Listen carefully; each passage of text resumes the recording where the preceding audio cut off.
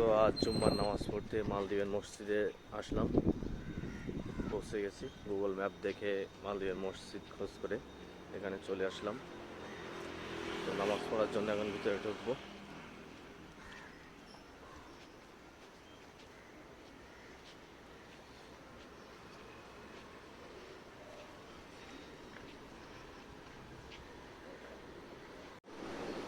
তো এটা হলো মসজিদের দ্বিতীয় তলা, আপনাদেরকে দেখানোর চেষ্টা করছি।